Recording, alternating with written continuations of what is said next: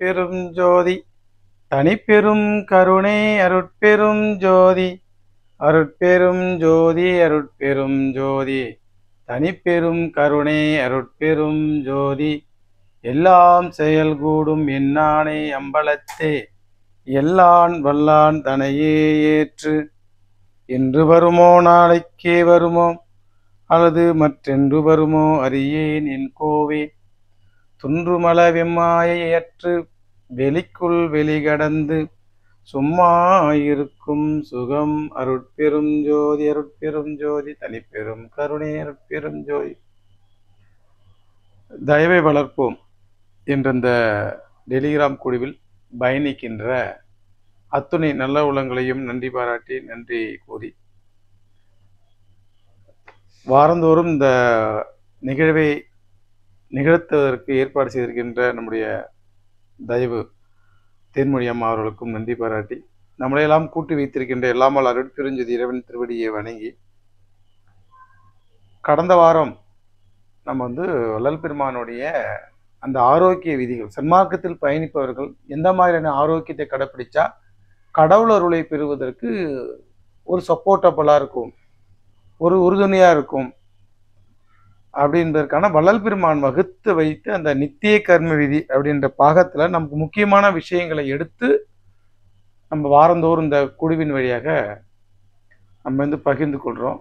இது சித்த மருத்துவ மற்றும் வர்ம மருத்துவத்தினுடைய அறிவிலிருந்து நம்ம இந்த வள்ளல் பெருமான் கூறிய விடயங்களை நம்ம பார்க்கிறோம்.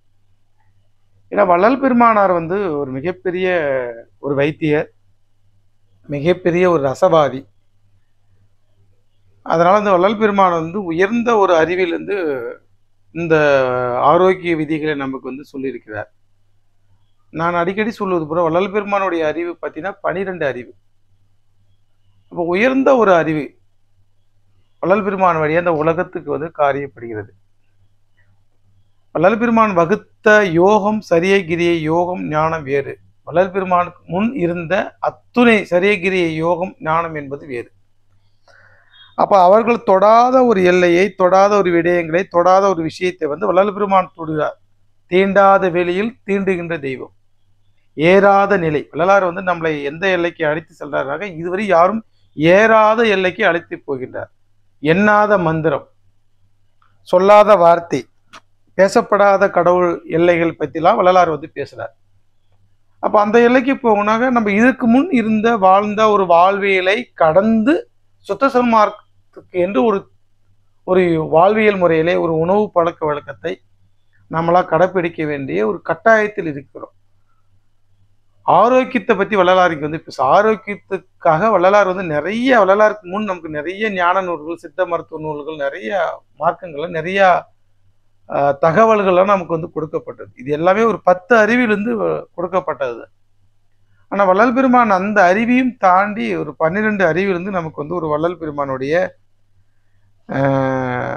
உபதேசம் நமக்கு கிடைக்க பெற்றுள்ளோம். இந்த காலகட்டத்தில் பிறந்த நாம் எல்லாம் ஒரு புண்ணியவர்கள். புண்ணியர்கள் என்று சொல்வதோடு மட்டும் நாம் நின்று விட்டால் நம்ம கடவுளர்களை பெற முடியாது. ஸோ அந்த உபதேசம் பெற்ற பாக்கியத்தை பெற்ற நாம் அனைவரும் அந்த உபதேசத்தை நம் நடைமுறையில் கடைபிடிக்கணும். ஸோ கடந்த வாரம் நான் ஏற்கனவே சில ஒரு 5 விடயங்களை பற்றி சொல்லியிருந்தேனே டேத்திக்கு. கடந்த வாரம் நம்ம லைனுக்கு வந்தவங்களுக்கெல்லாம் தெரியும். மலச்சக்கல் ஏன் எடுக்கணும், புண்ணாங்கண்ணி தைலம் ஏன் குடிக்கணும், முக்கூட்டு சூரணம், இது போல் சில விஷயங்கள் ஒரு 5 விஷயங்களை நம்ம பேசியிருந்தோம். இன்னைக்கு நாம் பார்த்தீங்கன்னா சில விஷயங்களை இந்த 1 மணி நேரத்தில் என்ன விஷயங்களை நம்ம விளக்க முடியுமோ அவ்வளோ விஷயங்களை நம்ம விளக்கலாம். இதை வள்ளலார் நம்ம காலையில் எழுந்த உடனே ஒரு வாக் போக்கு சொல்றார். எழுந்த உடனடியே நம்ம தூங்கி எழுந்த உடனே ஒரு இடத்த உட்கார சொல்றார். உட்காந்து முதல்ல கடவுளை தியானம் பண்ணுங்க, கடவுளை நினைங்கிறார். ஏன் எழுந்த உடனே கடவுளை நம்மளை நினைக்க சொல்றார் அப்படின்னாக்க நம்ம இந்த உலகத்துல சஞ்சீத கர்மா, பிராப்த கர்மா, ஆகாமை கர்மா 3 வகையான கர்மாவினாலையும் ஆணவம், கண்மம், மாயை இந்த மலங்களாலையும் நம்ம சூழப்பட்டு இந்த உலகத்துல வாழ்றோம்.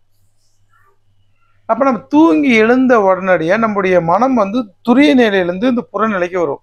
தூங்கும் போது நம்முடைய மனம் எங்கே இருக்குன்னாக்க துரிய நிலையில் இருக்கும். அது சாதாரண சாக்கரம், சொப்பனம், சுழுத்தி, துரியம். Conscious, subconscious, inner conscious, unconscious, இந்த 4 ஸ்டேஜில் வந்து 4வது நிலையில் நம்ம தூங்கியிருப்போம். அப்போ மூளை வந்து ரெஸ்ட்டில் இருக்கும். ரெஸ்ட்டில் இருக்கும்போது அன்றைய தினம் காலையில் எழுந்த உடனடியே அந்த சுத்தமாக இருக்கிற அந்த மனசில், மூளையில் நம்ம நல்ல சிந்தனைகளை விதைச்சிட்டா அந்த சிந்தனைகள் அன்றைய பொழுது நமக்கு வந்து வழி நடத்தும். காலையில் எழுந்தோன்னா ஐயா என்ன சொல்கிறாங்கன்னா, கடவுளை கொஞ்ச நேரம் நினைங்க. என்ன நினைக்க சொல்கிற? இறைவா, இன்றைய பொழுது எனக்கு வந்து வாழ்வதற்கு கொடுத்துருக்குறேன். இன்றைய தினம் நான் செய்து தெரிஞ்சு தெரியாமலோ புரிந்து புரியாமலோ பல கோடி ஜென்மங்களில் செய்த கர்ம வினைகள் நான் இனிமேல் அனுபவிக்கிறேன். அந்த கர்ம வினைகளை கடந்து பக்குவங்களை எனக்கு ஏற்படுத்த வேணும். மாறாக அதனால் என்னுடைய அருள் பயணம் தடைப்பட்டு விடக்கூடாது. இன்றைய பொழுதை 2 கரங்களையும் பிடித்து நீ தான் எங்களை வந்து வழி நடத்தி செல்லணும். வருகின்ற அது மாயால் வருகின்ற துன்பமாக இருந்தாலும், ஆணவத்தினால் வருகின்ற துன்பமாக இருந்தாலும், கர்ம வினைகளால் ஏற்படுகின்ற துன்பமாக இருந்தாலும், அஜாக்கிரத்தினால் ஏற்படுகின்ற துன்ப வினையாக இருந்தாலும், இயற்கையினால் ஏற்படுகின்ற துன்ப வினைகள் எந்த வினைகளாக இருந்தாலும் அதுலேருந்துலாம் எங்களை காத்து எங்கள் அருள் பயணத்துக்கு எங்களை வந்து அழைத்து செல்லணும் அப்படின்னு கடவுள்கிட்ட வந்து பிரார்த்தனை செய்யும் போது அந்த பிரார்த்தனை இந்த பிரபஞ்சம் வந்து உள்வாங்கிக்கும். நான் ஃப்ரெஷ்ஷாக மைண்டில் எந்த சலனமும் இல்லாமல் தூங்கி எழுந்தோடனே அப்படியே அந்த பாயிலே உட்காந்து ஐயாக்கு சாமி கும்பிட சொல்கிறதுனால கடவுளை இப்படி நினைக்கும் போது அந்த எண்ணங்கள் பிரபஞ்சம் உள்வாங்கிட்டு அந்த எண்ணங்களுக்கு ஏற்ப நம்மள இந்த பிரபஞ்சம் வந்து வழி நடத்தும். அதுக்கு அடுத்தது எழுந்துச்சு கொஞ்சம் பிரார்த்தனை, கடவுள்கிட்ட நல்லா சாமி கும்பிட்டுட்டு பிரார்த்தனை வச்சுட்டு அப்புறம் எழுந்த உடனே கொஞ்சம் தூரம் நடக்க சொல்றாரு ஐயா. ஏன்னாக்கா நம்ம தூங்கிட்டு இருக்கும்போது எந்த ஒரு அசைவும் இல்லாமல் நம்ம உடல் அமைப்பு இருக்கும். பெருசாக ஒரு வேலை இல்லாமல் நம்ம எழுந்திருச்சு கொஞ்சம் வளர்ந்த உடனடியா அந்த மலைக்கூடெல்லாம் கரெக்டாக வந்து இந்த ஓலில் வீயறதுக்கு. ஏன்னா இடதுப்புக்கு 2 பக்கமும் நமக்கு சைடில் வந்து வயிறு வந்து கொஞ்சம் லைட்டாக வீங்கி இருப்பதனால கொஞ்சம் நடக்கும்போது அந்த மலங்கள்லாம் கொஞ்சம் குலுக்கி நம்முடைய மலவாய் ஓல்ஸில் வந்து விழுந்து மலச்சிக்கல் இல்லாமல் வெளியே வரும். கொஞ்சம் லைட்டாக சூடு ஏறும். உடம்பு கொஞ்சம் வாக் பண்ணும்போது லைட்டாக சூடு ஏறும். அதிக சூடு மலச்சிக்கலை உண்டு பண்ணும். லேசான சூடுகள் நமக்கு ஜீரணமாவதற்கும் அதே நேரத்தில் மலம் வெளிவடுவதற்கும் நமக்கு அந்த சூடு வந்து தேவைப்படும். இப்போ கொஞ்சம் தூரம் வாக் நடந்த உடனே கொஞ்சம் எக்ஸசைஸ் மாதிரி கொஞ்சம் வாக் நடந்த உடனே அந்த உணர்வு வந்துடும். மலை உணர்வு வந்த உடனடியே மலம் கழிக்க சொல்றாரு ஐயா. ஏன்னா நான் கடந்த வாரம் சொல்லும்போது மலச்சிக்கல் தான் எல்லா நோய்களுக்கும் காரணம்னு. எல்லா நோய்களுக்கும் மலச்சிக்கலே ஆதி நோய், மற்றதெல்லாம் மீது நோய் அப்படின்னு சித்தர்கள் வாக்கு. எல்லா நோய்களுக்கும் இன்னைக்கு புற்றுநோயாக இருக்கட்டும், இல்லை மற்ற நோய்களாக இருக்கட்டும், எந்த நோய்களாக இருந்தாலும் இன்னைக்கு அடிப்படை காரணம் வந்து 2 தான். ஒன்று மலச்சிக்கல், அது கழிவுகளுடைய தேக்கம். இன்னொன்று பற்றாக்குறை, டெஃபிஷியன்சி, நம்மளுடைய உயிராற்றல் பற்றாக்குறை. இந்த விட்டல் ஃபோர்ஸ் வந்து டிஃபிஷியன்சி அந்த பாடிக்கு இருப்பதனால நாம் அதுக்கு வந்து அனிமிக் ஆகிடும். சத்துக்கள் பற்றாக்குறைனால அந்த உறுப்புகளுக்கு போதுமான திறன், அந்த கரண்ட் சக்தி கிடைக்காததுனால அந்த உறுப்புகள் வந்து இயங்குவது பலவீனமாயிடும். அப்போ நோய்களுக்கு சத்து பற்றாக்குறை, 2வது கழிவுகளுடைய தேக்கம். இப்போ இன்னைக்கு ஒரு காலகட்டத்தில் நம்ம வாழ்கிற காலகட்டம் சத்துக்கள் பற்றாக்குறையெல்லாம் இல்லை. ஏன்னா ஓரளவுக்கு எல்லாமே கிடைக்குது மக்களுக்கெல்லாம். ஏன்னா டிரான்ஸ்போர்ட் இருப்பதனால ஒரு இடத்துலேருந்து கிடைக்கலாம், இன்னொரு இடத்துக்கு டிரான்ஸ்போர்ட் வழியாக நாம் வந்து கிடைக்க பெறுகிறோம். அப்போ அது பிரச்சனை இல்லை. ஆனால் கழிவுகளோட தோக்கம் இன்னைக்கு எல்லாமே சைஸாக தான், எல்லாம் மெலிஞ்சி இருக்கிறவங்க ரொம்ப கம்மி. நோயினால் மெலிஞ்சி இருக்கிறவங்க வந்து வேறு. ஆனால் வள்ளல் பெருமான் காலகட்டத்தில் உணவு பற்றாக்குறையினால் மெலிஞ்சி இருந்ததை வள்ளலார் வந்து பார்த்துருக்கிறார். அதை பார்த்து வந்து வள்ளல் பெருமானும் மெலிந்ததாக பாடல் நமக்கு இருக்கின்றது. வாடிய பெயரை கண்டபோதெல்லாம் வாடினேன், பசியினால் இழைத்து வாடியவர்களை கண்டு நான் வாடினேன் அப்படின்று வள்ளல் பெருமான் பிள்ளை பேரை விண்ணப்பத்தில் நமக்கு சொல்லுவார். அப்போ இந்த காலகட்டத்தில் அந்த மாதிரி இழைப்பு இல்லை. நோயினால இழைச்சி போவாங்க, உணவு பற்றாக்குறையினால இழைப்பு இல்லை. மக்களுக்கு வந்து அதிகமாக சாப்பிட்டு உடல் பெருத்து ஃபேட்டி லிவர், அதிகமான கொழுப்பு உடம்புல தங்கிறதுனால ஃபேட்டி லிவர் கிரேட் 1 கிரேட் 2, கொழுப்பு, கொலஸ்ட்ரால், ஒபிசிட்டி, உடல் பருமன், இந்த மாதிரியான நோய்கள்லாம் இன்றைக்கி வருது பார்க்கலாம். பெண்கள்லாம் பார்த்தீங்கன்னா ரொம்ப அளவுக்கு அதிகமான பெண்கள், எஸ்பெஷலி பெண்கள் ரொம்ப சைஸாக இருக்கிறாங்க. அப்போ சாப்பாடு, சோறுக்கேற்ற வேலை, வேலைக்கேற்ற சோறு, எவ்வளோ சாப்பிட்றோமோ அவளுக்கேற்ற வேலை செய்யணும். எவ்வளோ வேலையோ அதுக்கேற்ற மாதிரி தான் சாப்பாடு தரணும். எனக்கு உடல் உழைப்பு இல்லை சார், நான் ஹவுஸ் ஒய்ஃபாக இருக்கிறேன்னா அதுக்கேற்ற மாதிரி கொஞ்சமாக சாப்பிடணும், 2 வேளை நிறுத்திடணும்.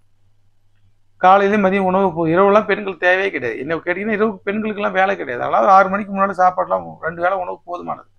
அதுக்குமா போனால் அதுவே கழிவாக மாறி நம்ம சாப்பிட்ற உணவு என்ன பண்ணுது, புரோட்டீனாக இருந்தாலும் மற்ற மாவு சத்து புரோட்டீன் இருந்தாலும் இந்த லிவர் என்ன செய்யுதுனாக்கா அந்த உணவை பெற்றுக்கொண்டு நமக்கு வந்து ஃபேட்டாக தான் கன்வெர்ட் பண்ணி வச்சுருக்கோம், சேமித்து லிவரில் வச்சுருக்கோம். இப்போ என்னைக்காவது நம்ம சாப்பிடாதனால அந்த லிவர் அந்த அந்த கொழுப்பை எடுத்து பயன்படுத்திட்டு சர்வைவல் பண்ணும். நம்ம என்றைக்குமே பட்டினியாக இருக்கிறது இல்லையா? இப்போ முதல்ல அமாவாசைக்கு பட்டினி இருக்கிறது, பௌர்ணமிக்கு பட்டினி இருக்கிறது, கந்தசஷ்டிக்கு பட்டினி இருக்கிறது. என்ன காரணம்னாக்கா இதுதான் காரணம். உடம்புல தேவையில்லாத கொழுப்புகள் அந்த இடத்துல சீரணம் செய்யப்படும், நோய் வராமல் தடுக்கப்படும். இப்போ நம்ம விரதமே இருக்கிறது இல்லையா? அதனால் என்ன ஆகுதுனாக்க அந்த லிவர் சேமித்து வச்ச லிவர் என்ன பண்ண ரொம்ப நாளைக்கு இருந்து அது அப்படியே லிவர் மேலே படிஞ்சிருது. Fatty liver grade 1, grade 2, grade 3, grade 4லாம் ரொம்ப டேஞ்சரஸ். அப்போ லிவரே வந்து ஃபெயிலியர் ஆகிடும். அப்போ இந்த அதிகபட்சமான உணவு வந்து அந்த மாதிரி நோய்களை வந்து இன்றைக்கி நோய்க்கான எல்லா காரணமும் பார்த்திங்கன்னா நோய் அதிகமாக உணவு அதிகமாகிட்டு அதனால தான் நோய் வருது. அதனால் 2 வேளை உணவுகள் வந்து ஒரு மனிதனுக்கு போதுமானது. 2 வேளை சாப்பிட்றவன் வந்து போகம்பார். 3 வேளை யாருக்குனாக்க ரோகிக்கு, நோயாளிகளுக்கு தான் 3 வேளை அப்படிம்பாங்க. யோகத்தில் இருப்பவங்க சாதுக்கள்னு இன்றைக்கி சொல்கிறவங்க, சன்மார்க்கத்தை சாதுக்களாக சாதுக்களாக இருப்பவர்கள், சன்னியாசமாக இருப்பவர்கள் 1 வேளை உணவே போதுமானது. 2 வேளை வந்து ஃபேமிலி மேனுக்கு, 3 வேளை வந்து பேஷண்ட்க்கு. எனி டைம் சாப்பிட்றவங்க வந்து துரோகிங்கிறாங்க சித்தர்கள். 1 வேளை சாப்பிடுவான் யோகி, 2 வேளை சாப்பிட்றவங்க வந்து போகி, 3 வேளை சாப்பிட்றவங்க ரோகி, நோயாளி. எப்பொழுதுமே எப்போல்லாம் கிடைக்கிறத எடுத்து உள்ளே போடுறவங்க வந்து துரோகிம்பாங்க. அவங்க உடம்புல அவங்க செய்கிற துரோகம். அப்போ நம்ம தேவையான அளவுக்கு நம்ம உணவு சாப்பிடணும்னாக்க நம்ம என்ன செய்யணும் அப்படின்னாக்கா 2 வேளை உணவை நிறுத்திக்கலாம். அப்போ 2 வேளை நிற்கும் போது ஈஸியாக கழிவு ஃப்ரீயாக போகும். ஏன்னா அதிகமான உணவு எடுத்தாலும் செரிமானம் பண்ணாக்க ஃபுல்லாக சிறுகுடல் மலைக்குடலாக தள்ளிடும். கொஞ்சம் கொஞ்சமாக சாப்பிடணும், மென்று சாப்பிடணும். நொறுங்கு தின்றால் 100 வயது. அப்போ 2 வேளை உணவோட நம்ம நிறுத்திக்கணும். 2 வேளை உணவை நிறுத்திக்கிட்டால் நமக்கு வந்து காலை மாலை 2 வேளை பாத்ரூம், 2 வேளை சாப்பிட்றவங்க 2 வேளை பாத்ரூம். அப்போ கழிவுகள் தேங்காது. இப்போ காலையில் எழுந்தவுடனே கொஞ்சம் வாக் பண்ணவுடனே நமக்கு வந்து கழிவு ஃப்ரீயாக வந்துடும். அப்போ மலச்சிக்கலுக்கு வராமல் மலங்களை வந்து சூரியன் உதிப்பதற்கு முன்னாடி மலம் இருக்கணும்னு பெருமான் சொல்கிறாங்க. ஏன்னாக்கா சூரியன் வந்த உடனடியாக பூமி வந்து சூடாயிடும். சூரியனுக்கு முன்னாடி வந்து நிலவுடைய ஆதிக்கம், இரவு வந்து பூமி வந்து சந்திரனுடைய கண்ட்ரோலில் இருக்கும். சந்திரன் வந்து குளிர்ச்சி, சூரியன் வந்து சூடு. அப்போ இரவு முழுக்க சந்திரனில் இருக்கும்போது குளிர்ச்சியாக இருக்கும். அதுதான் அமிர்தம். நீங்கள் பனித்தனி இப்போ இருக்கும் இரவு கொஞ்சம் குளிர்ச்சியாக அந்தந்த செடி கொடிகள்லாம் கொஞ்சம் ஃப்ரெஷ்ஷாக இருக்கும் வெளியில். ஏன்னாக்கா சந்திரன்ட்டு வந்த குளிர்ச்சி தன்மையில் இருக்கும். அப்போ சூரியன் வந்த உடனே ஆஃப்டர் 6 o'clock சூரியன் வந்த உடனே இந்த பூமி வந்து சூடாயிடும். சூடான உடனே பூமியில் இருக்கிற நம்ம உடம்பு சூடாயிடும். பித்தம் உடம்புல வந்து கூடும். பித்தம் கூடின பிறகு ரத்தத்தில் வந்து மலம் கழிஞ்சிரும். மலம் வந்து கலந்துரும். கலந்துட்டா ரத்தம் சுத்தம் இருக்காது. பல விதமான தோல் நோய்களுக்கு காரணம். அதனால் சூரியன் வருவதற்கு முன்னாடியே மலம் கழிக்கணும். இப்போ காலையில் எழுந்திருக்கணும், சீக்கிரமாக கொஞ்சம் நடக்கணும். சூரியன் வர்றதுக்கு முன்னாடி மலம் போகணும். மலச்சிக்கல் வந்தால் என்ன செய்வது? பெருமான் அதுக்கு வந்து அழகான ஒரு வழி சொல்கிறாங்க. இடதுபுறமாக படுத்து சுவாசத்தை வலது பக்கமாக வர சொன்னாங்க. ஏன்னா இடதுபுறம் படுக்கும்போது சுவாசம் வந்து வலது பக்கமாக போகும். வலது பக்கமாக சுவாசம் போனால் கழிவுகள் வந்து வெளியேறும். ஏன்னா வலது பக்கமாக சுவாசம் போனால் சில உறுப்புகளுக்கு வந்து உடம்புல வந்து சார்ஜ் ஆகுது, அதாவது உயிர் சத்து கிடைக்குது. இடது பக்க சுவாசங்கள் நடக்கும்போது அதனால சில உறுப்புகள் வந்து சார்ஜிங் ஆகுது. சுழிமுனையில் சுவாசம் ஓடும்போது அதனால சில உறுப்புகள் வந்து சார்ஜ் ஆகுது. இப்போ மலச்சிக்கல் வந்தால் இடதுபுறமாக படுத்து வலது பக்கமாக நம்ம போகும்போது நமக்கு மலம் ஃப்ரீயாக போகும். இல்லை யூரின் ஃப்ரீயாக போகலை அப்படின்னா அப்போ நாம் வலது பக்கமாக சாஞ்சி படுக்கும்போது சுவாசம் வந்து இடது பக்கமாக போகும். வலது பக்கம் போனால் சுவாசம் இடது பக்கமாக போகும்போது நமக்கு ஃப்ரீயாக யூரின் வெளியே வரும். ஸோ பெருமாள் என்ன சொன்னாங்க, இடது பக்கமாக நீங்கள் வந்து படுங்க, வலது சுவாசம் போடு, உங்களுக்கு மோஷன் ஃப்ரீயாக போகிறேன். இல்லை சார் அதுக்கு மீறி எனக்கு வந்து மோஷன் போகலை அப்படின்னாக்கா இடது கையால் வலது பக்கமாக, இடது கை சொல்கிறார் பெருமாள், இடது கையால் வலது பக்கமாக இப்படி, அதாவது நம்முடைய மார்புக்கு கீழே கொஞ்சம் பக்கவாட்டில் ஒரு அழுத்தம், லைட்டாக இப்படி அழுத்த சொல்கிறார். அது மாதிரி வலது கையால் இடது பக்கமாக அழுத்த சொல்கிறாங்க. வலது கையால் இடது, ஏன்னா மலக்குடல் எங்கே இருக்குதுனாக்கா இடது பக்கம் தான் இருக்குது. இப்போ வலது கையால் இடது பக்கமாக அழுத்தும் போது மலம் ஃப்ரீயாக போகும். இடது கையால் வலது பக்கம் அல்லையில் அழுத்தும் போது நமக்கு வந்து என்னன்னாக்க யூரின் ஃப்ரீயாக போகும். இது வந்து ஒரு வர்மம். சைடில் இந்த வர்மங்களில் நம்ம அழுத்தும் போது, அந்த வர்மத்தலங்களை அழுத்தும் போது நமக்கு வந்து மோஷனும் யூரின் வந்து ஃப்ரீயாக டிஸ்சார்ஜ் ஆகும். இந்த விஷயத்தை வந்து மலச்சிக்கல் தடைப்பட்டா ஒரு பக்கம் சாஞ்சி படுத்து சுவாசத்தை மாற்ற சொல்கிறாங்க. இன்னொரு பக்கம் வந்து வர்ம மருத்துவத்தை வள்ளல் பெருமான் சொல்கிறார். வலது கையால் இடது பக்கம் அழுத்துங்க, மலம் ஃப்ரீயாக போகும். இடது கையால் வலது பக்கம் அழுத்துங்க, யூரின் ஃப்ரீயாக போகும், சிறுநீர் ஃப்ரீயாக கழிக்குங்கிறார். இதை வந்து பெருமான் சாப்பிட சொல்கிறார். இப்போ என்னன்னாக்க பெருமான் வந்து 2 மெத்தடு சொல்லிட்டேன். அதுக்கு மீறி என்ன சொல்கிறாங்க, இந்திரிய ஒழுக்கத்தினாக்க இதை மீறி உங்களுக்கு தடைப்பட்டா ஔஷதிகள் வகைகள், ஔஷதனா மருந்து. இப்போ இரவுல என்ன பண்ணணும்னா கடைசியில் வந்து பொன்னாவரை மாத்திரை அல்லது நிலாவரை சூரணம், இந்த சூரணங்களை இடது நைட்டில் படுக்க போகும்போது கொஞ்சம் ஒரு 1/2 ஸ்பூன் சாப்பிட்டு வெந்நீர் குடிச்சிங்க அப்படின்னாக்க காலையில் சீக்கிரமாக நமக்கு வந்து மழை ஃப்ரீயாக போகும். இதுக்கு இல்லை சார் எனக்கு இதுக்கும் மீறி போகணும்னா மலைக்கட்டுன்னு சொல்லுவாங்க. மலைக்கட்டை ஒழித்து விட்டால் மரணத்தை ஒழித்து விடலாம் அப்படின்னு சித்தர்கள் சொல்லுவாங்க. ரொம்ப நாளாக போகாமல் அந்த சூட்டில் என்ன பண்ணும், மலைக்குடலில் ரொம்ப மொத்தமாகிடும். இதுக்கு என்ன செய்யணுனாக்கா வெறும் மலச்சிக்கல் மருந்து மட்டும் போதாது. இதுக்கு வந்து அகத்தியர் கோலம் ஒரு மருந்து இருக்குது சித்த மருத்துவத்தில், பேதி மருந்து. 4448 நோய்களையும் தீர்க்கக்கூடிய ஒரு அற்புதமான மருந்து. இந்த மருந்தை என்ன பண்ணோம், ஐயா சொல்கிறாங்க 6 மாதத்துக்கு ஒரு டைமே பேதி எடுக்கணும். அதுக்கு வந்து இந்த அகத்தியர் குழம்பை வந்து நீங்கள் சாப்பிட்டீங்கன்னாக்கா நம்ம செல்லில் இருக்கிற கழிவை கூட வெளியேற்றும். ஏன்னாக்கா நம்ம செல்லுக்கு, ஒவ்வொரு செல்லுக்கும் ஒரு மெமரிஸ் இருக்குது, ஒரு ஸ்பேஸ் இருக்குது. இப்போ நம்ம உடல் உறுப்பு அப்படின்னாக்கா எல்லா உறுப்பு, இப்போ கிட்னி இருக்குதா, கிட்னி முழுசும் அந்த கிட்னிங்கிற உறுப்புகளை வந்து ரத்தத்தில் இருக்கிற கழிவு, யூரியாவை, கிரியேட்டினை, யூரிக் ஆசிடை, கழிவுகளை நம்ம வந்து ஃபில்டர் பண்ணணும் அப்படின்னு அந்த கிட்னிக்கு வந்து ப்ரோக்ராம் செய்யப்பட்டிருக்குது. That memory. அப்போ அந்த மெமரியில் தான் அந்த உறுப்புகள் வந்து இயங்குது. இப்போ நம்ம சரியான முறையில் கழிவுகளை வெளியேற்றாமல் அந்த உறுப்புகளில் போயிட்டு கழிவு தேங்கிடு, அந்த உறுப்புகள் வந்து ஒரு இன்ஃப்ளமேஷன் வந்து ஒரு வீக்கம் வந்து உறுப்புகளை உருவாயிடுது. அப்போ உருவாகிறதுனால என்ன ஆகுதுனாக்க அந்த கழிவுகள் போயிட்டு அந்த ஸ்பேஸ், அந்த இடத்த, அந்த வெற்றி இடத்தை வந்து அடைச்சிக்கும். எது அடைக்கும், கழிவுகள் போய் அடைச்சிடும். அப்போ கழிவுகள் அடைச்சினா கிட்னி தன்னுடைய வேலை செய்ய மறந்துடும், அந்த மெமரியை வந்து லாஸ் ஆகிடும். உடல் உறுப்புகள் உள்ளுக்குள்ள போனால் எல்லா உறுப்புகளும் அப்படியே 100% அந்த டென்சிட்டி ஃபில் பண்ணி ஃபுல்லாக அடைச்சி வைக்கல. அங்கங்கே சில இடங்கள், வெற்றி இடங்களை வந்து உள்ளுறுப்புகளை விட்டு தான் கடவுள் படைச்சிக்கிறார். அந்த வெற்றி இடம் தான் ஸ்பேஸ்ன்னு சொல்கிறோம். கடவுளே வந்து ஒரு ஸ்பேஸ் தான், ஒரு வெளி, ஒரு ஒளி தான், ஒரு வெற்றிடம் தான். அப்போ ஒவ்வொரு உறுப்புகளுக்கும் அந்த வெற்றிடம் இருந்தால் தான் அந்த வெற்றிடத்தில் சூட்சுமமாக ப்ரோக்ராம் செய்யப்பட்டிருக்குது.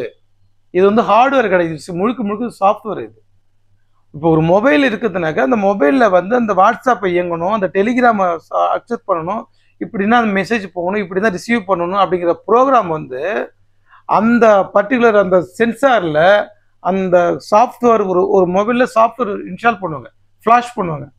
அந்த சாஃப்ட்வேரில் தான், அந்த ஃபைலில் தான் ப்ரோக்ராம் செய்யப்பட்டிருக்குது. அது வந்து அந்த உறுப்புகளில் அந்த ஒரு பர்டிகுலர் ஸ்பேரில் வந்து அந்த சாஃப்ட்வேர் இன்ஸ்டால் ஆகும் போயிட்டு. அது மாதிரி நம்மளோட உடல் உறுப்பு, ராஜ உறுப்புகளை, ஒவ்வொரு ராஜ உறுப்புகளையும் இந்த உறுப்பு நீ இதயமா, நீ ஹார்ட் பம்ப் பண்ணு. இதயத்துக்கு வந்து நாம சொல்லித்தரல, நம்ம சொல்லித்தரவும் முடியாது. நீ வந்து நல்லா பம்பிங் சிஸ்டம் பண்ணிட்டுது, அப்படிதான் ரத்தம் வந்து வெளியே வந்து பம்ப் ஆகும் அப்படி நாம சொல்லித்தரல. அந்த இதயத்தில் இருக்கிற ஸ்பேஸ், வெற்றி இடத்துல கடவுள் வந்து ப்ரோக்ராம் செய்யப்பட்டிருக்கிறாரு. அப்போ அதன்படி தான் அந்த ஹார்ட் வந்து இயங்குது. இப்போ தேவையில்லாத ஃபேட் வந்து அந்த ஹார்ட்டில் போயிட்டு உக்காந்துக்கிறதுனால அந்த இடது வென்ட்ரிக்கல், வலது வென்ட்ரிக்கலில் போயிட்டு அந்த கொழுப்புலாம் படிஞ்சிறதுனால அது தன்னுடைய ஃபங்க்ஷன் வந்து இழந்து போகுது. நமக்கு என்ன செய்யணும், என்ன செயல்பாடு பண்ணணும் அப்படின்னு தெரியாது. இப்போ நம்ம சொல்லும்போதே சொல்லுவோம், அதிகமாக சாப்பிட்றவனுக்கு புத்தி வேலை செய்யாதுன்னு நம்ம சொல்லுவாங்க. ஏன்னா கொஞ்சம் வயிறு ஃப்ரீயாக இருந்தால் தான் நம்மளுடைய புத்தியை வந்து வேலை செய்யும். கொஞ்சம் ஸ்பேஸ் இருக்கணும் நமக்கு. கொஞ்சம் வயிறு வந்து எப்பயுமே ஒரு அரை வயிறாக இருக்கணும். அப்படின்னா தான் நமக்கு வந்து மூளையே வேலை செய்யும். ஃபுல்லாக உணவு போட்டு ஃபில் பண்ணும்போது மெமரி ஃபுல்லாகிடும், வயிறு என்ன மூளையே ஃபுல்லாகிடும்.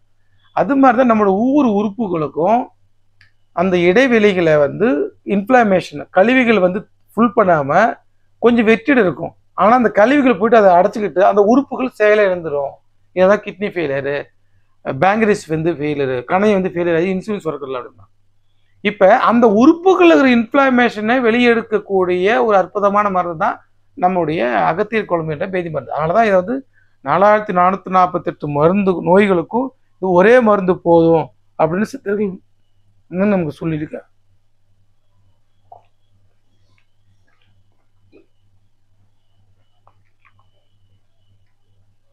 இப்போ 6 மாதத்துக்கு ஒரு வாட்டி நம்ம இப்போ சாப்பிட்ற உணவுகளாக வந்து ஒரு 4 மாதத்துக்கு ஒரு முறையே நம்ம வந்து இந்த அகத்தியர் குழம்பு எடுத்து வயிற்று சுத்தப்படுத்தணும். ஸோ 4 பாஷாணங்கள் கலந்த அகத்தியர் குழம்பு, அரிதாரம், மனோசலை, லிங்கம், ரசம், இந்த மருந்துகள் கலந்த அந்த அகத்தியர் குழம்பு செய்வதனால நேர்வாளமும் கலந்துருப்பதனால ரொம்ப அற்புதமாக வேலை செய்யும். நம்ம உடம்புல செல்லுல அழிவுக்க கூட வெளியெடுத்தோம். இப்போ அந்த அகத்தியர் குழம்பு எடுத்துக்கிட்டா அந்த மாதிரி ரொம்ப நாளாக நம்முடைய மலைக்குடல இருக்கிற அந்த மலைக்கட்டை வெளியெடுத்து. ஏன்னா ரொம்ப நாளாக மலைக்கட்டு இருக்கிறவங்களுக்கு இந்த மாதிரி நிலாவரி சோரணமோ கடுக்காயோ மற்ற மருந்துகள் வேலை செய்யாது. அப்போ நான் 6 மாதத்துக்கு ஒரு டைமு அந்த அகத்தியர் குழம்பு எடுத்து அந்த மலைக்கட்டை உடச்சி கம்ப்ளீட்டாக எடுத்தால் தான் நம்ம சாப்பிட்ற வந்து ஜீரணமாகும். So மலஜல உபாதைகளை compulsory கழிக்கணுங்கிறாரு. ஏன்னா மூளையிலே போய் இன்னைக்கு இதய நோயாளி வர்றதுக்கும் மலச்சிக்கல் தான் காரணம். சுகர் நோய் வர்றதுக்கும் மலச்சிக்கல் தான், பிபி ஏறதுக்கும் மலச்சிக்கல் தான், இந்த உடம்பு ரொம்ப ஒபிசிட்டி பெருசாக வர்றதுக்கான காரணமும் இந்த மலச்சிக்கல் தான். ஸோ மலச்சிக்கல் இல்லாமல் காலைல கழிச்சிட்ட உடனே அடுத்து பெருமான் வந்து வெத்தலை பாக்கு வெறும் வாயில் போட சொல்கிறாங்க. இப்போ வெத்தலை பாக்கில் வந்து பார்த்தீங்கன்னாக்கா பல்லு கூட விளக்காம ஐயா போட சொல்கிறாரு. முதல்ல வந்து காலைல எழுந்தவொடனே சாமி கும்பிட்றாரு, வாக்கிங் போக சொல்கிறாரு, மலஜல உபாதிகளை கழிக்க சொல்கிறாங்க. அதுக்கடுத்து வெத்தலை பாக்கு போடணும். இந்த வெத்தலையில் இருக்கிற அந்த மேங்கனீசியம், அந்த ஒரு காரம் சத்து வந்து உடம்புல இருக்கிற தேவையில்லாத கொழுப்பை வெளியேற்றும். வாயில் நம்ம பல்லு கூட விளக்காம போடுறதுனால வாயில் இருக்கிற அந்த தொற்று கிருமிகள் எல்லாத்தையும் அது வந்து சரி பண்ணும். அதுக்கடுத்து சுண்ணாம்பு சத்து, இன்னைக்கு ஆர்வ வாட்டர்லாம் நம்ம வந்து குடிக்கிறோம்.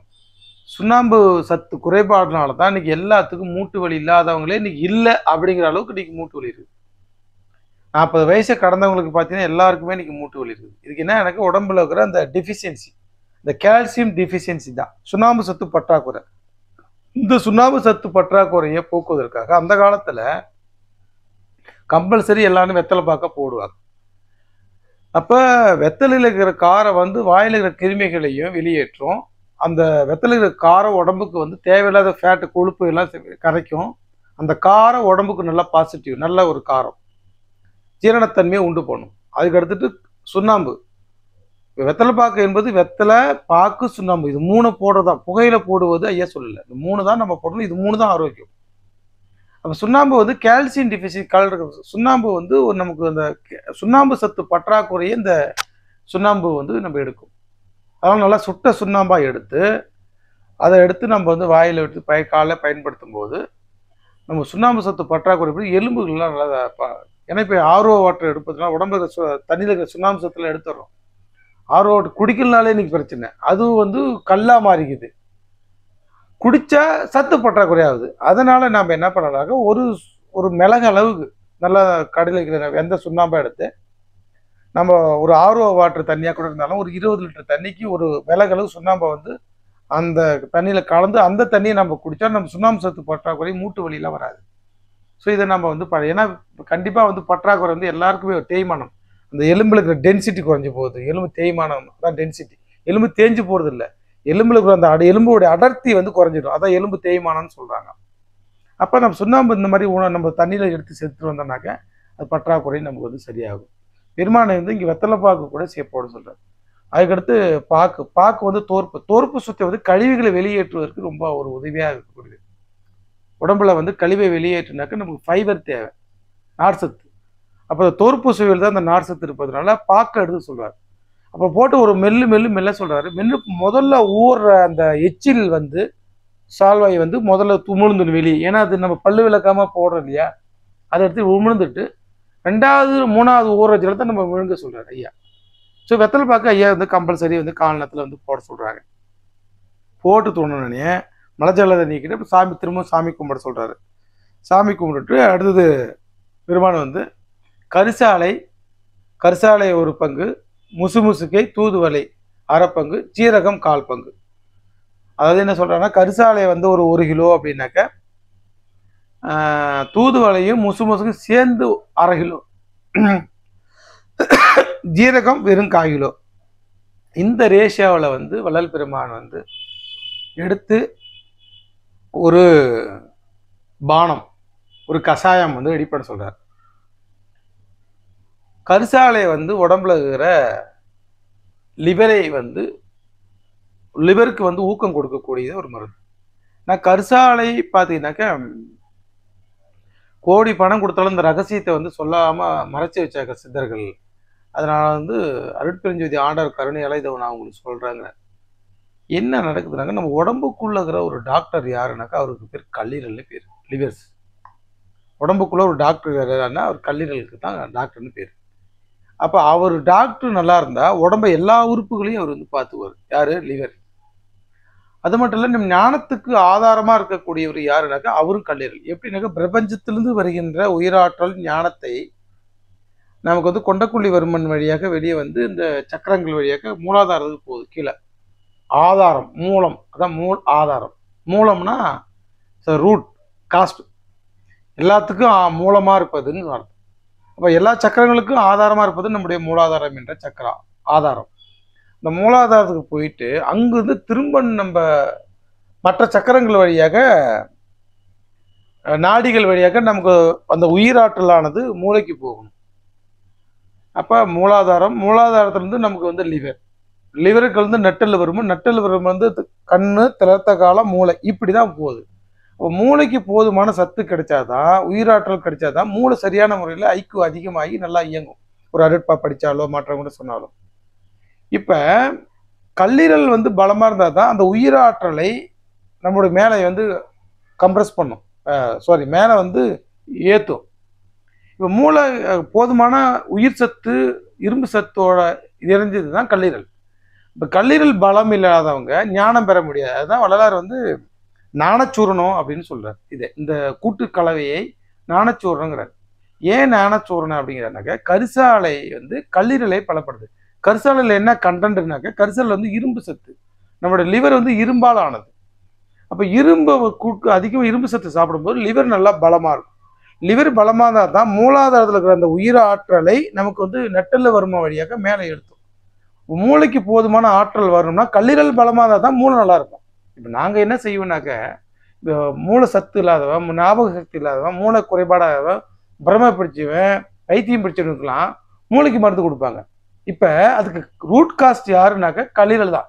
இப்போ கல்லீரலுக்கு சேர்த்து மருந்து கொடுத்துட்டு பிறகு நம்ம மூளைக்கு மருந்து கொடுத்தா சீக்கிரமாக எங்களுக்கு வந்து அவுட்புட் ரிசல்ட் வருது. இது ஏன்னாக்க மூளையே வந்து கல்லீரல் நம்பி தான் சத்துக்கு இருக்குது.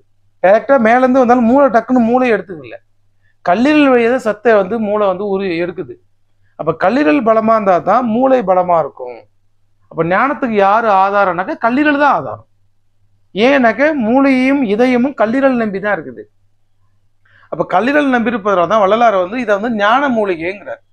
அப்போ கரிசாலை சாப்பிட்டு கல்லீரலை பலமாக வச்சதா தான் அவன் ஞானம் பெற முடியும், மூளையை வந்து சிந்திக்க முடியும். இப்போ ஒரு பாடலை நம்ம வந்து படிக்கிறோம் அப்படின்னாக்க, சில பேர்த்துக்கு ரொம்ப ஆழமாக பொருள் புரியும், சில பேர்த்துக்கு மேலோட்டமாக பொருள் புரியும். ஏன் மேலோட்டமாக பொருள் புரியுதுனாக்கா, அவங்களுக்கு அந்த அளவுக்கு பலம் இல்லை, மூளைக்கு திறன் இல்லை. மூளைக்கு சத்து, போதுமான சத்து கிடைச்சாதான் மூளை வந்து சரியான முறையில் வந்து நமக்கு ஆழ்ந்து சிந்தனை பண்ண முடியும். அவங்களுக்கு அந்த ஐக்கியூ அது அதிகமாக இருக்கும். ஐக்கியூ அதிகமாக இருக்குன்னா லிவர் நல்லா இருக்கணும், லிவர் நல்லா இருக்கணும்னா உயிராற்றல் நல்லா இருக்கணும், உயிராற்றல் நல்லா இருக்கணும்னாக்க நமக்கு வந்து கரிசாலை சாப்பிட்டு அதுலேருந்து வர சத்து வந்து லிவருக்கு கிடைக்கணும். அதனால்தான் வள்ளலார் வந்து இதை ஞானச்சூரணம் அப்படிங்கிறார். உள்ளுடம்பை ஏற்படுத்து. உள்ளுடம்பு என்பது அறிவு உடம்பு தான். அப்போ அறிவு உள்ளவனாக ஒருத்தன் இயங்குவது எப்படி அப்படின்னாக்க, அவனுக்கு கல்லீரல் பலமாக இருக்கணும். ஓகே. அதுக்கடுத்து முசுமுசுக்கு என்னன்னாக்க, உடம்புல இருக்கிற கபத்தை வந்து வெளியேற்றும். முசுமுசுக்கு இருக்கிற அந்த மூலிகை தன்மை வந்து உடம்புல இருக்கிற சூடு மூலிகை. முசுமுசுக்கு தூதுவளைங்கிறது சூடு மூலிகை. அப்போ முசுமுசுக்கு வந்து உடம்புல இருக்கிற கபத்தை, சளிகள்லாம் வெளியேற்றக்கூடியது. அதனால தான் பெருமானை வந்து முசுமுசுக்கு சேர்க்க சொல்றார். ஆனால் முசுமுசுக்கு கபத்தை வெளியேற்றி கொஞ்சம் கூடுதலாக போனால் உடம்புக்கு வந்து தேவையில்லாத சூட்டையும் பூர்த்தி பண்ணிடும். அப்போ பெருமான் வந்து கபம் என்பது யமன், சளி வந்து ஒரு மனிதனுக்கு யமன். உடம்புல எந்த நோய்கள் 4448 நோய்கள் எந்த நோய்களாக இருந்தாலும் அந்த நோய்கள் கடைசியாக கபமாக கன்வெர்ட் ஆகி சளியாக கன்வெர்ட் ஆகி தான் அந்த மனிதனுடைய உயிரை வந்து பிளாக் பண்ணும். நுரையீரலில் இதயத்தை வந்து பிளாக் பண்ணும். அது எந்த வாத நோய்களாக இருந்தாலும் சளி அடைச்சி தான் ஆரம்பிப்பாங்க. அப்போ கபம் தான் யமன். அப்போ அந்த கபத்தை வெளியேற்றணும் அப்படின்றதுக்காக தான் சரியான அந்த சேப்பங்கட்டி இருக்குதுன்னு சொல்லுவாங்க கிராமங்களில். ரொம்ப அப்படியே அப்படின்னு இழுப்பாங்க. ரொம்ப அந்த எண்டு கிளைமாக்ஸை ஒரு மனிதனுக்கு உயிர் போகணும்னா சேப்பங்கட்டி இழுத்து தான் போவாங்க. இப்படி இழுத்துட்டு இருக்குது. சில பேர்த்து 2 நாளாக இழுத்துருக்குது, 3 நாளாக இழுத்துக்கிட்டு, 4 நாளாக இழுத்துருக்கு. அப்போ இழுத்துட்டு இருக்கிறவங்களுக்கு எதுனாக்க கடைசியில் கபம் வந்து அடைச்சி தான் சாகப்பாங்க. அந்த கபத்தை வந்து அறுக்கணும், சரி பண்ணணும் என்பது தான் துளசி தண்ணி ஊற்றுவாங்க. துளசி வந்து காரம், கபத்தை வந்து சரி பண்ணும். துளசியும் தண்ணியும் நல்லா அந்த துளசி தண்ணி ஊற்றும் போது அந்த துளசி தண்ணி போயிட்டு காரம் போயிட்டு கபத்தை வெளியேற்றி அவங்கள வந்து அந்த சேப்பங்கட்டி இடுப்புற அந்த துன்பத்திலேருந்து அவங்களை வெளிப்படுத்தி உயிர் காப்பாற்றுறோம் அப்படிங்கிற ஒரு பழமொழிக்கு தான் துளசி தண்ணி ஊற்றுறாங்கன்னு சொல்லுவாங்க. இன்னைக்கு நடைமுறையில் என்ன இருக்குதுனாக்க 2 நாளாக 3 நாளாக வயசாகி போச்சு, இனிமேல் அவங்க உயிராக இருந்து என்ன பண்ண போவாங்க அப்படின்னு பால் இன்னைக்கு ஊற்றுவாங்க. பால் ஊற்றுறோம் அப்படிம்பாங்க. இந்த பால் ஊற்றுற பழக்கம் வந்து இப்போ ரீசெண்டாக வந்தது தான். பால் வந்து கபம், சளி. ஏற்கனவே அவங்க கபத்தில் தான் கபம் அதிகமாகி தான் உயிர் போகிற சூழ்நிலை இருக்கிறாங்க. இப்போ பாலை ஊற்றி விட்டா டக்குன்னு இன்னும் கபம் கட்டி சீக்கிரம் செத்து போயிடுவாங்க. பாலை ஊற்றுறதுக்கான ரகசியங்கள் இதுக்காக தான் இன்னைக்கு வந்து பாலை ஊற்றுறாங்க. பால் ஊற்றுறது என்பது அந்த மனிதனுக்கு விஷம் ஊற்றுவதற்கு சமம். சாவடிக்க போகிறாங்க, அவ்வளோதான். ஏன் ரொம்ப நாள் இழுத்துக்கிறாங்க? பாலை ஊற்றிட்டு டக்குன்னு செத்துடுவான். இதுக்கு வந்து ஏங்கிட்டு இருக்கிறாங்க, பாலுக்கு ஏங்குறாங்க. இவங்க வந்து பாலை ஊற்று, தெரிஞ்சவங்க வந்து பாலை ஊற்று, அவங்க பாலை ஊற்று, இவங்க பாலை ஊற்றுன்னு சொல்லி அடிப்பாங்க. பாலை ஊற்றுறோன்னா அவங்க ஒரு கொஞ்ச நாள், அதாவது பால் ஊற்றி 2-3 மணி நேரத்தில் அவங்க இறந்துடுவாங்க. ஏன்னா ஏற்கனவே கபம் அடைச்சிருக்குது. அந்த கபத்துக்கு பாலை ஊற்றும்போது கபத்தோட கபம் சேரும்போது சீக்கிரமாக உயிர் போயிடுது. அப்போ பெருமான் என்ன பண்ணுறாரு, உடம்புல கபம் கூடிக்கிச்சு, நோய் சீக்கிரம் கூடி போயிடும். அதனால தான் பெருமான் என்ன சொல்கிறாரு, கபத்தை வெளியேற்றுறதுக்கு அன்றாடம் நீங்கள் வந்து முசுக்கி அந்த கூட்டுச்சோறு தான் சேர்த்துக்குங்கன்னு. அதுக்கடுத்து தூதுவளை. இப்போ நான் சொல்கிற அந்த முசுக்கை என்பது கழுத்துக்கு கீழே இருக்கிற கபங்களை வெளியேற்றும். அது நுரையீரல் கபமாகலாம், இல்லை மற்ற உறுப்புகளில் நுரையீரலில் கோத்துக்கிட்ட நீர்க்கோவைன்னு சொல்லுவாங்க, அந்த இடங்கள் சவிகளாகலாம், மற்ற சளி நெஞ்சு சளியெல்லாம் வெளியேற்றும். ஆனால் கழுத்துக்கு கீழே தொண்டையிலேருந்து மேலே தலைப்பகுதியெல்லாம் இருக்கும். அந்த சளியை எது நீக்கும்னாக்கா அதுதான் தூதுவளை. இப்போ நம்ம பிரெயினுக்கு மேலே வந்து ஆண்டனா இருக்குது. இப்போ ஆண்டனா தான் மேலே உள்ள ரகசியங்கள், மேலே உள்ள சேட்டலைட்டில் உள்ள விஷயங்கள்லாம் இழுத்து நமக்கு வந்து கொடுக்கக்கூடியது ஆண்டனா. இப்போ நம்ம மூளை தான் நமக்கு, மூளைக்கு மேலே இருக்கிற தலை தான் நமக்கு வந்து ஆண்டனா இல்லையா, பிரபஞ்சத்தில் உள்ள சக்திகள். அப்போ அந்த தூதுவளை வந்து தலையில் இருக்கிற கழிவுகள், நீர் கோத்துக்கிறது எல்லாத்தையும் வெளியேற்றக்கூடியது இந்த தூதுவளை. அப்போ என்ன பண்ணுனாக்கா, இறைவனிடம் தூது செல்வதற்கு இந்த மூலிகை பயன்படுத்துவதனால், மூளையை சுத்தம் செய்வதனால் இந்த மூலிகைக்கு பேர் தூதுவளை. இறைவனிடம் வந்து தூது செல்லக்கூடிய மூலிகை. எப்படி தூது செல்லுதுனாக்க, தலையில் இருக்கிற கபத்தை எல்லாம் சரி செய்துட்டு, ஏன்னா கபம் வந்து ஒரு உறுப்புகளை அடைச்சிச்சுன்னா அந்த மூளை வந்து இயங்காது, அறிவு இருக்காது, புத்தி கூர்மை. கப உடம்புகளுக்கு மந்தமாக இருப்பாங்க. கபம் வந்தவருக்கு மந்தமாக எப்பயுமே பார்த்தீங்கன்னா ரொம்ப அப்படியே டல்லாகவே இருப்பாங்க. அதிக சளி இருக்கிறவங்களுக்கு டல்லாகவே இருப்பாங்க. புத்தி வந்து வேலை செய்யாது. அவங்க வந்து சைஸாக இருப்பாங்க. அவங்களாம் கப உடம்புன்னு அர்த்தம். மெலிஞ்சிருந்தால் அவங்க வந்து சூடு உடம்பு, பித்த உடம்புன்னு அர்த்தம். வறண்டு இருந்தால் அது வந்து வாத உடம்புன்னு அர்த்தம். இந்த உடம்பை பார்த்தோன்னே இது என்ன உடம்புன்னு நாங்கள் வந்து பார்த்துருவோம். பார்த்து இவங்களுக்கு அதோட ஏஜி என்ன உடம்பு பார்வை, இதை பார்த்தோன்னே இந்த சொந்தமான நோய்கள் வந்து ஈஸியாக கடிச்சிடுவோம். நம்ம பார்க்காத பேஷண்ட்டுக்கெல்லாம் நம்ம ஒரு நோய்கள் சொன்னோடனே உங்கள் உடம்பு இப்படி தான் நம்ம சொல்லிட முடியும்.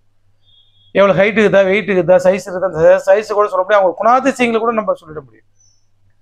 அப்போ சளி வந்து அவங்களுக்கு வந்து அடைச்சிக்கிட்டா அவங்களுக்கு மூளை வேலை செய்யாது. அப்போ தூதுவளை என்ன பண்ணும் அப்படின்னாக்கா, ஒரு தலைப்பகுதியில் இருக்கிற சளிகள்லாம் வெளியேற்றி ஒரு மனிதனுக்கு தூது, இறைவனிடமோ பிரபஞ்சத்திடமோ தூது செல்வதற்கு தலைப்பகுதியை சுத்தம் செய்வதனால் இந்த மூலிகைக்கு தூதுவளை.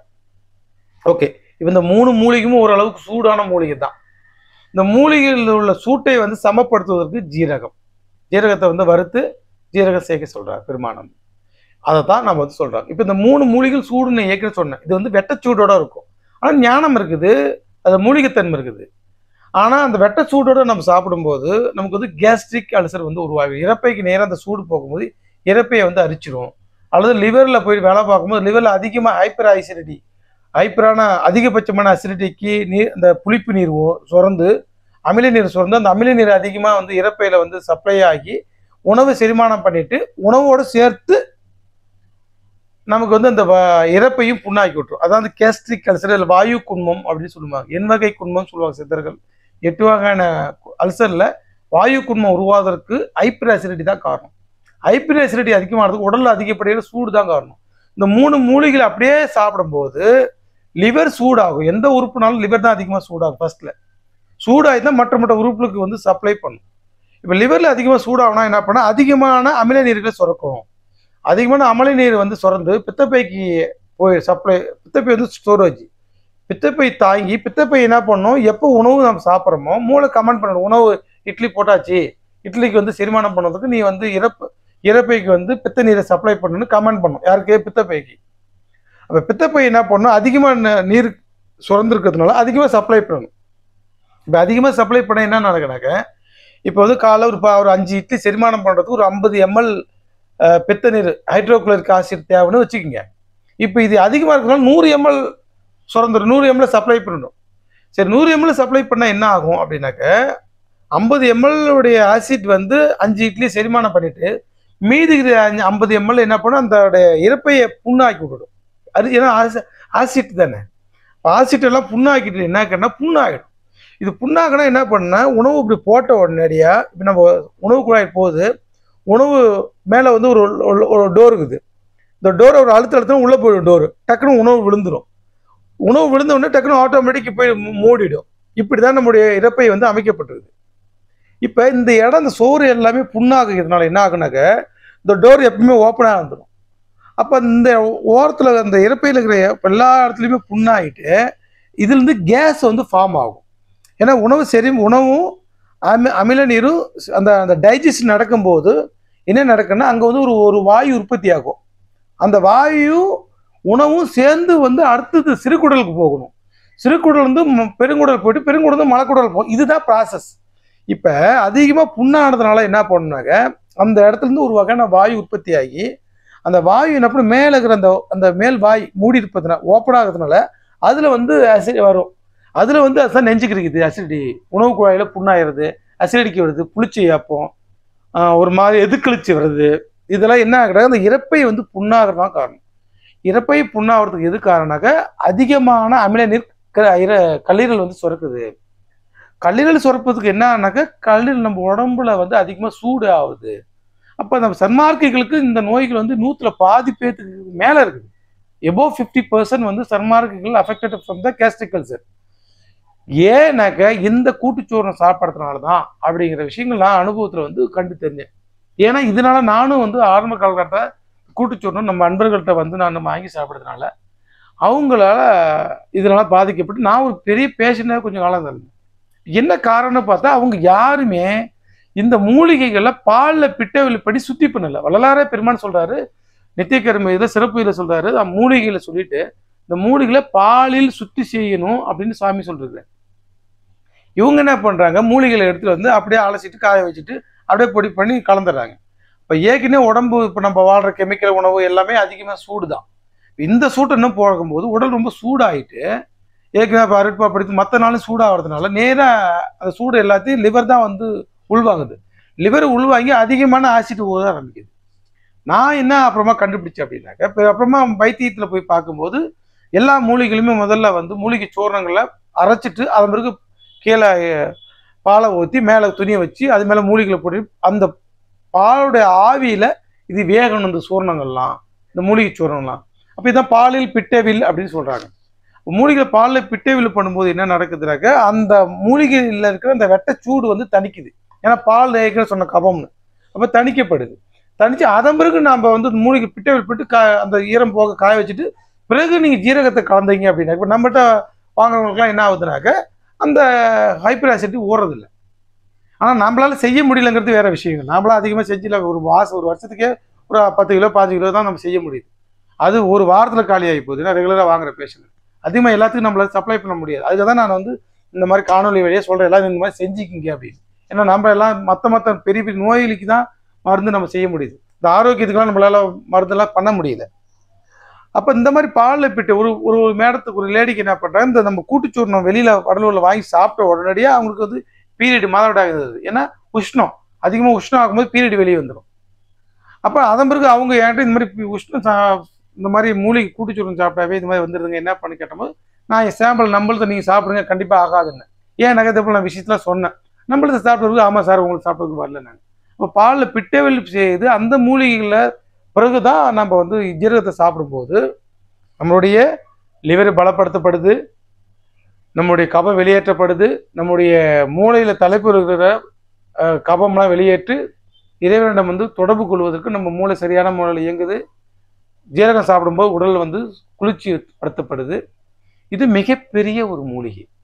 ஞானத்துக்கு இது ஆதாரமாக இருப்பதனால உடம்புல கழிவுகள் வெளியேற்றப்பட்டு போதுமான சக்தி ஓட்டங்களும் இது பண்ணுவதனால இது 4448 நோய்களும் வராமல் தடுக்குது. ஏன்னாக்கா இது வந்து வாதம் பித்த சுலோமத்துவமதி இது சமநிலைப்படுது.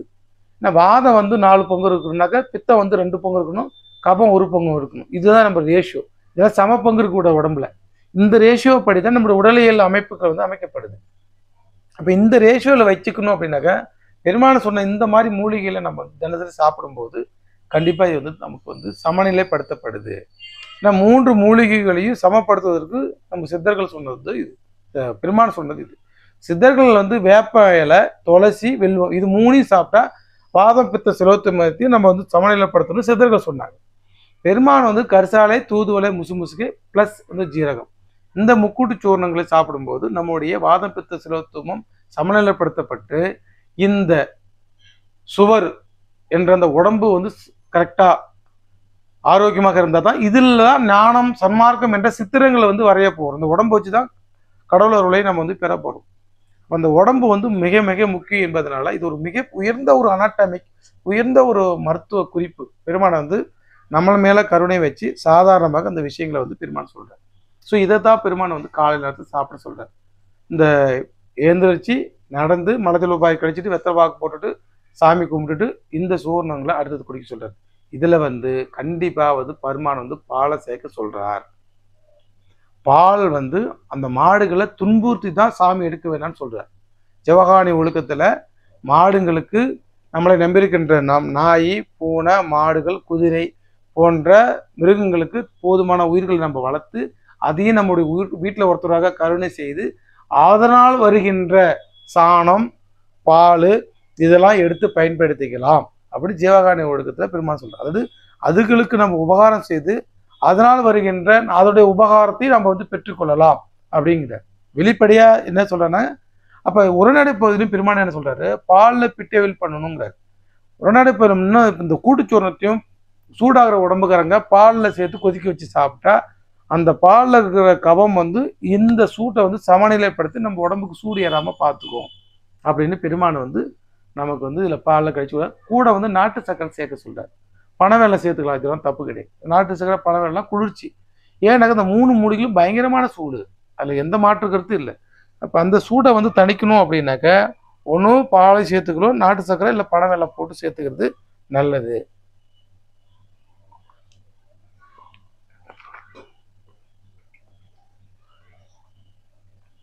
அடுத்தது பெருமான் வந்து சுக்கு தண்ணியை வந்து குடிக்க சொல்றார். சுக்கு அப்படிங்கிறது வந்து சுக்க மிஞ்சிய மருந்தும் இல்லை, சுப்பிரமணியர் மிஞ்சிய கடவுளும் இல்லை அப்படின்னு சித்த மருத்துவத்தில் ஒரு பழமொழி இருக்குது. அந்த சுக்குனுடைய மேன்மைத்தன்மையை சொல்வதற்காக நமக்கு இந்த மாதிரி ஒரு பழமொழியை சித்தர்கள் வந்து சொல்லுகிறாங்க. சுக்கை வந்து ஒரு உஷ்ணமான பொருள் தான். சுக்கை வந்து மேலே சுண்ணாம்பு தடவி சுட்டு நெருப்பில் சுட்டு அந்த தோலை வந்து சுரண்டிடணும். அந்த சுக்கை தான் நம்ம வந்து பயன்படுத்தணும். நாங்கள் வந்து சுண்ணாம்பு தண்ணி சுண்ண நீரில் ஊற வச்சு நைட்டு ஃபுல்லாக ஊற வச்சு அடுத்து பகல ஒரு 3 மணி நேரம் கொதிக்க வச்சு சுண்ணாம்பு தண்ணியில் அதன் பிறகு அந்த தோலை வந்து மேலே எடுத்து தான் நம்ம சுக்கு வந்து திரிக்கடுக்கு வந்து பயன்படுத்துவோம். சுக்கு என்ன பண்ணுனாக்கா நான் ஏற்கனவே சொன்ன மாதிரி மலச்சிக்கல் கழிவுகளுடைய தேக்கம் தான் நோய். மலச்சிக்கல் வருவதற்கும் கழிவுகள் ஆவதற்கும் செரிமான இன்மை தான் மிகப்பெரிய காரணம். சுகர் பேஷண்ட்டுக்கெல்லாம் காரணம் வந்து சுகரை வந்து செரிமான கோளாறு தான். இங்கே சுக்கு வந்து நல்லா சூப்பராக சீரணமாகக்கூடிய ஒரு மிகப்பெரிய ஒரு நல்ல சுக்குல இருக்கிற சூடு வந்து நம்முடைய அந்த அக்னி பஞ்ச தீபாக்கனியை வந்து நமக்கு உடம்புக்கு கொடுத்து செரிமானத்தன்மையை கூட்டும். ரெண்டாவது வாயுவை வந்து வெளியேற்றும். தேரையர் வந்து சித்தர்கள் வந்து ஒரு பழமொழி சொல்வார், காலையில் சுக்கு காலையில் இஞ்சி கடும்பகல் சுக்கு மாலையில் கடுக்காய் மண்டலம் உண்டால் கோல் ஊன்றி நடக்கும் குழவனும் கோல் வீசி நடப்பான் அப்படின்னு தேரையருடைய பழமொழி. என்ன சொல்றது இந்த பழமொழி அப்படின்னாக்க, காலையில இஞ்சி வந்து சுரண்டி கால நேரத்தில், ஏன்னா காலையில வந்து பித்தம் இருக்கும். காலைல 8 மணிக்கு எங்கேயும் சூரியன் வருது இல்லைங்களா, அந்த பித்தத்தை வெளியே எடுக்கும். அப்படிங்கிற காலையில் நம்ம சுக்கை வந்து சுரண்டி இஞ்சியை வந்து தோலை சுரண்டி அதை வந்து நசுக்கி ஊற வச்சு, அந்த ஊறினா கீழே வந்து அந்த சுண்ணாம்பு மாதிரி படிஞ்சிடும். அந்த சுண்ணாம்பை வடிக்கிட்டு அந்த தண்ணியை குடித்தா நமக்கு ஜீரணத்தன்மையை கூட்டும். மாலையில் மதியம் சுக்கு தண்ணி குடிக்க சொல்கிறார். மதியம் எதுக்கு சுக்கு தண்ணினாக்கா, மதியத்துக்கு மேலே நமக்கு வந்து வாயு காலம், 2 மணிக்கு மேலே வாயு டைம். நமக்கு காலையில் 10 மணி வரைக்கும் கபம், 10 to 2 மணிக்கும் சூடு, 2லேருந்து 6 மணி வரைக்கும் வாதம். இந்த இப்படி தான் டே டைமில் நமக்கு வந்து இந்த உலகையில் வந்து அமைக்கப்பட்டது. அப்போ அந்தந்த நேரத்தில் உடம்புல அந்தந்த நாடிகள் தான் அதிகமாக இருக்கும். இப்போ மதிய சாப்பாடுக்கு பிறகு வாயு உற்பத்தி ஆகாமல் இருப்பதற்கு வாயுவை வெளியேற்றுறதுக்கு சுக்கு தண்ணி குடி சொல்கிறார். இரவில் வந்து நைட்டில் கடுக்காயை வந்து இந்த மாதிரி 10 முறை வந்து அரிசி களைஞ்ச தண்ணியில் மாற்றி ஊற வச்சு 10 நாள் ஊற வச்சு அதன் பிறகு எடுத்து கொட்டையை எடுத்துட்டு தோலை மட்டும் பயன்படுத்தணும். இல்லைன்னா குமரி சாறில் ஊற வச்சு அதை நம்ம சுத்தி பண்ணணும். அதான் சுத்தி. அந்த மாதிரி சுத்தி பண்ண செய்த கடுக்காயை மாலையில் படுக்க போகும்போது பண்ணால் மலங்கள் ஃப்ரீயாக போகும். அப்போ கபத்தை வெளியேறதுக்கு சுக்கு, கபத்தை வெளியேறதுக்கு இஞ்சி, வாயுவை வெளியேறதுக்கு நம்மளுடைய சுக்கு, மற்ற உடம்புக்கு மொத்த கழிவு வெளியேறதுக்கு கடுக்காய். இந்த 3 தான் காலையில் இது பண்ணால் இந்த கழிவுகள் தேங்கி தான் உடம்பு வந்து ஒரு அளவுக்கு மீறி கூணு விளைஞ்சிரும். கூணு விளைஞ்சி இருக்கின்ற கிழவங்கூட இந்த கழிவுகளை வெளியேற்றி கொண்டிருந்தால் ஒரு மண்டலம் 48 நாள் கோலை தூக்கி போட்டு நிமிர்ந்து நடப்பான் அப்படின்னு தேரையை நமக்கு சொல்றார். பெரும்பாலும் சுக்கு தண்ணியை அடிக்கடி தண்ணி குடிக்கிறப்ப சுக்கு தண்ணியை குடிங்கம்பார். சுக்கு தண்ணி என்ன பண்ணாக்க உடம்பை வந்து உஷ்ணத்தை குறைக்கும், தேவையில்லாத ஃபேட் இருந்தால் கொழிக்க வைக்கும், ஜீரணத்தன்மை கூட்டும், உடம்புல வாயுவை வந்து வெளியேற்றும். ஏன்னா 40 வயசுக்கு மேலே கம்பல்சரி வந்து வாதத்தினுடைய தன்மை தான் நமக்கு அதிகமாக இருக்கும். பிறந்ததுலேருந்து 15 வயசு வரைக்கும் கபம் உடம்பாக தான் இருப்போம். 5லேருந்து 40 வயசு வரைக்கும் சூடு உடம்பாக இருக்கும். ஏன்னா அந்த காலத்தில் இந்த 15 வயசுக்கு மேலே பார்த்தீங்கன்னா சூடு சம்மந்தமான நோய்க்கு தான் வரும். 40 வயசு இருக்கு. 40 வயசுலேருந்து ட்ரில் டெத்து வரைக்கும் நமக்கு வந்து வாத உடம்பு. இதுதான் உடம்பு ரேஷியோ. டெய்லியும் வாத பித்தம் செலுத்துமோ, வாழ்க்கையும் வாத பித்தம் செலுத்துமோ. அப்போ 40 வயசுக்கு மேலே வாயு கூடுவதனால சுக்கு தண்ணியை அடிக்கடி நம்ம குடிச்சு வருதுன்னா நமக்கு வந்து வாயு வெளியாச்சுன்னா நம்மளை வந்து லீன் பண்ணாது. வாயு என்ன பண்ணுனாக்கா அந்தந்த உறுப்புகளையும் உட்காந்து அந்த உறுப்பை வந்து முடைக்கிடும். இப்போ முதுகு இப்படி முடைக்கிடும், காலை முடைக்கிடும், தொப்புளுக்கு கீழே 40 வயசுக்கு மேலே தொப்புளுக்கு கீழே உள்ள இடங்கள் எல்லாமே நோய் வரும். இப்போ தொண்டை வரைக்கும் கபம், தலையிலேருந்து தொண்டை வரைக்கும் கப சம்பந்தமான நோய்கள்லாம் பார்த்தீங்கன்னா இந்த தலைப்பகுதி வரும். தொண்டையிலேருந்து தொப்புள் வரைக்கும் நமக்கு வந்து பித்த சம்பந்தமான நோய்கள் எல்லாம் வரும். தொப்புலேருந்து கால் வரைக்கும் நமக்கு வாதம் சம்பந்தமான நோய்கள் வரும். உடம்பையும் 3ஆக பிரிச்சுடுவாங்க. அப்போ 40 வயசுக்கு மேலே பாருங்க தொப்புளுக்கு கீழே பிரச்சனை தான் வரும். கை மூட்டி சரியில்லை, இடுப்பு வலி, எல்ஃபோரில் போய் சயாட்டிக்கா, அடுத்து பாதங்கள், வெரிகோஸு, மூட்டு ஒடிஞ்சு போச்சு, இடுப்பு வலி, இது எல்லாமே பார்த்தீங்கன்னாக்கா 40 வயசுக்கு மேலே அவங்களுக்குலாம் பெரும்பாலும் ஏதோ ஒன்று அஃபெக்ட் ஆகும். சுக்கு தண்ணியை குடிச்சிக்கிட்டு வந்தால் அவங்களுக்கு இந்த தொந்தரவுகளாம் இருக்காது. பெரும்பாலும் அதுதான் சுக்கு தண்ணியே தினசரி நமக்கு வந்து குடிக்க சொல்கிறார். ஆனால் சுக்கு ரொம்ப சூடு, அதனால் கொஞ்சமாக பயன்படுத்திக்கிறது நல்லது. சுக்கு தண்ணி பயன்படுத்தும் போது நமக்கு வந்து உடம்புல வாதம் இருக்காதனால மூளை வந்து ஷார்ப்பாக இருக்கும். ஏன்னா மூளை வாதம், கபால வாதம் வந்து 84 வகையான வாதம் இருக்குது. அந்த வாயு அபான வாயு தான் நம்ம உடம்புல வந்து கெட்ட வாயுவாக மாறுது. கழிவு அபான வாயு என்பது கழிவு காற்றுன்னு சொல்லுவாங்க, மழைக்காற்று, கார்பன் டை ஆக்சைடு. அந்த கழிவு காற்றுக்கள் வெளியேறாததுனால தான் நமக்கு வந்து உள்ளுக்குள்ள இருந்துட்டு அது வாதம் 84 வகையான வாதமாக மாறும். அப்போ தலைப்பகுதியில் ஏறி போயிட்டா கபாலவாதம்னு சொல்லுவாங்க, சிரசு வாதம்னு சொல்லுவாங்க, முகத்தில் வந்தால் முகவாதம், கழுத்தில் வந்தால் சகனவாதம், இடுப்பு வந்தால் இடுப்பு வாதம், குடலில் வந்தால் குடல் வாதம், அப்படின்னு நிறைய 84 வகையான வாத நோய்களை வந்து சித்தர்கள் வகுத்துங்க. அப்போ அந்த 84 வகையான வாத நோய்களையும் வராமல் தடுப்பதற்கு நமக்கு சுக்கு தண்ணி வந்து மிகப்பெரிய ஒரு மருந்தாக இருக்கும் என்பதனால தான் பெருமாள் வந்து சுக்கு தண்ணீர் வந்து குடிக்க சொல்றார். அதுக்கடுத்து வெந்நீர். பொதுவாக பெருமாள் வந்து வெந்நீர் ஏன் குடிக்க சொல்றாங்க அப்படின்னா, வெந்நீருக்கு வந்து ஜீரணத்தன்மை வந்து இருக்கும். வெந்நீர் வந்து அல்கலைன். அதாவது நம்ம உடம்புல சாப்பிட்ற உணவுகள் எல்லாத்தையும் 2 உணவாக மாற்றணும். நம்ம உடம்பு நீ வாட் எவர் மேபி நீ எதை நீங்கள் உணவு எடுத்தாலும் உடம்பு வந்து 2ஆக தான் அது 2 தன்மையை தான் பார்க்கும். ஒன்று வந்து அல்கலைன், 2 வந்து அசிடிக். அசிடிக் என்பது புளிப்புத்தன்மையுடையது, கொழுப்புத்தன்மையுடையது, புளிப்புத்தன்மையுடையது. அல்கலைன் என்பது காரத்தன்மை உடையது. சர்க்கரை கொழுப்பு இப்படி வச்சுங்களேன். ஒன்று சர்க்கரை, ஒன்றாவது கொழுப்பு உணவுக்கு. இப்போ அல்கலைன் என்ன பண்ணுது, உடம்புல வந்து உடம்புல வந்து 70% அல்கலைனும் 30% வந்து அசிடிக்கும் தேவை, கொழுப்பு உணவுகளும் தேவை. ஆனால் இப்போ நாம் எதெல்லாம் கவர் பண்ணோம்னாக்கா 70% கொழுப்பு உணவுகளையும் 30% அல்கலைன் வந்து குடிக்கிறோம். இப்போ சாதாரண தண்ணியிலேயே வந்து பார்த்தீங்கன்னாக்கா சுடு தண்ணி குடிச்சா அது வந்து அல்கலைன். நீங்கள் பாருங்கள், சுடு தண்ணி குடிங்க, அதில் ஒரு நெஞ்சு கரிப்பே வராது. நெஞ்சு கரிச்சி வருது, எதுக்கழிச்சி வரவங்களுக்கு உடனே சூடாக தண்ணி குடிங்க, அந்த அல்கலைன் போய்ட்டு அதை டைலட் பண்ணிவிடும். இப்போ பச்சை தண்ணி குடிச்சிங்கன்னா செரிமானத்தன்மை கோளாறு வரும். தண்ணியிலே வந்து பார்த்தீங்கன்னா பெருமாள் வந்து 3 வகையான லேயர்னு சொல்லுவாங்க. ஒரு தண்ணியோட டென்சிட்டி பார்த்தீங்கன்னா 3 லேயர்லாம் இருக்குதுங்கிறாரு. முதல்ல வந்து விஷத்தன்மை தண்ணியில் இருக்குதுங்கிறாரு. பச்சையாக அப்படி குடிக்கும்போது அந்த தண்ணியில் வந்து விஷங்களும் கலந்துருக்குது. அது கிருமி தொற்றுகளாக இருக்கலாம், மற்ற அந்த தோற்பு சுவையாக இருக்கலாம், சுண்ணாம்பு சுவையாக இருக்கலாம், எந்த வகையான சுவையினாலும் இருக்குதுங்கிறது. தண்ணியில் வந்து அந்த விஷத்தன்மை அப்போ ஒரு 5 பங்கு தண்ணியை 1 லிட்டர் தண்ணியாக கம்மி பண்ணி 4 லிட்டர் தண்ணியாக சுண்ட வைக்கும்போது அதில் இருக்கிற விஷத்தன்மை நீங்கும். இன்னும் 1 பங்கு, இன்னும் 1 லிட்டர் சுண்ட வைக்கும்போது இன்னும் ஒரு லேயர் போகும். என்ன லேயர் அப்படின்னாக்கா, அந்த தண்ணியில் வந்து நமக்கு உணர்ச்சிகள் வந்து இருக்குது.